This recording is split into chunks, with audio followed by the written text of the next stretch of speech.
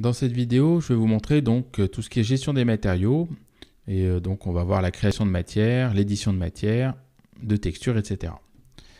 Donc tout d'abord, si vous souhaitez créer un matériau, vous pouvez passer par la méthode SketchUp traditionnelle en cliquant sur le bouton Création de matière dans l'onglet Matière. Là, vous pouvez lui donner un nom. Vous pouvez donc régler une couleur, vous savez déjà faire ça normalement, ou charger une texture en cliquant sur Rechercher. Et vous pourrez donc placer votre texture, régler son échelle en bas, et puis vous pourriez donc valider, et ensuite vous allez pouvoir sélectionner la face, utiliser le pot de peinture et appliquer sur la face. Voilà, donc, et là vous allez donc vous retrouver avec le même matériau dans le Asset Editor. Il est là, pierre. Donc en fait, ça a créé un matériau dans l'interface de l'Asset Editor parce que les deux sont connectés. Donc l'intérêt par contre dans V-Ray, c'est que vous pourrez donc rajouter une réflexion si vous le souhaitez, ce que vous ne pouvez pas faire donc avec l'interface SketchUp. Bon, maintenant je vais vous montrer tout ce qui est création de matériaux, mais par la méthode V-Ray et non par la méthode SketchUp. Donc si je voulais créer un nouveau matériau sans passer par l'interface de SketchUp, donc je pourrais le faire dans l'Asset Editor en effectuant soit un clic droit sur le damier et en choisissant générique, soit en cliquant sur le plus en bas à gauche et en choisissant matériau générique. Ce matériau générique, je pourrais le renommer.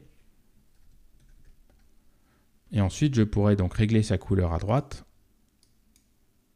ou charger une texture en cliquant sur le damier. Et là, je choisirai Bitmap. Je choisirai ma texture.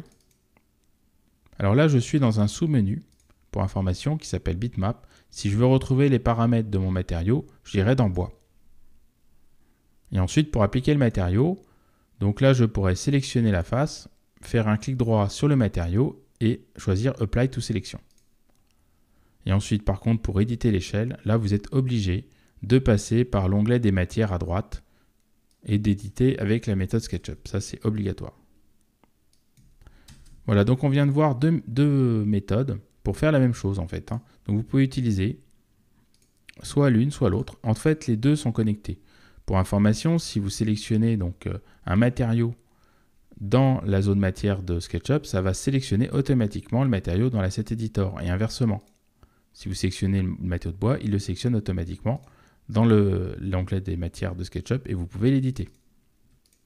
Maintenant, si vous souhaitez tourner la texture, eh bien, il faudra passer par la méthode SketchUp, c'est-à-dire vous sélectionnerez la face, vous ferez clic droit.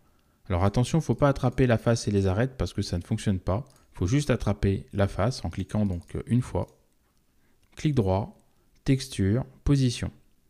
Et là, donc, vous pourrez positionner votre texture avec donc la croix rouge et tourner votre texture avec la croix verte. Donc ça, c'est indispensable de passer par cette méthode. Même si vous avez une autre méthode possible dans l'Asset Editor, en fait, dans le Bitmap, on peut aussi tourner la texture, donc texture placement. On a une rotation. Le gros problème, c'est que ça ne se verra pas dans la fenêtre, ça ne se verrait qu'au rendu. Donc, je vous déconseille fortement de changer dans l'Asset Editor, il vaut mieux passer par la méthode SketchUp classique.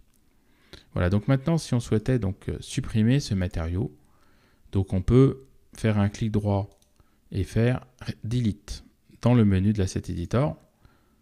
Donc ça va m'effacer mon matériau. Et je pourrais comme ça mettre un autre matériau.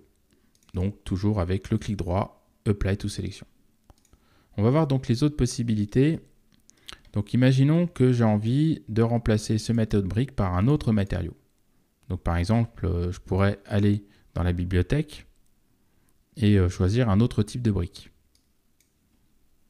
Donc si je souhaitais remplacer ces briques-là par cette nouvelle brique grise, je pourrais donc sélectionner l'ancienne brique, faire clic droit, Select Object in Scene. Donc ça va sélectionner toutes les faces qui ont ce matériau de brique. Donc toutes les faces dans la scène, quels que soient les composants d'ailleurs dans la scène. Ensuite, je pourrais sélectionner mon autre brique et faire clic droit, Apply to Selection. Voilà, et puis ensuite je pourrais l'éditer à droite au niveau de l'échelle. Maintenant que j'ai effectué cette opération, mon ancien matériau de briques ne m'intéresse pas. Alors si je souhaite l'effacer, bien sûr, je peux faire un clic droit, Delete. Mais il y a aussi le balai en bas qui permet de purger les éléments inutilisés. Donc si je clique sur le balai, ça va en fait m'effacer toutes les matières inutilisées de la scène.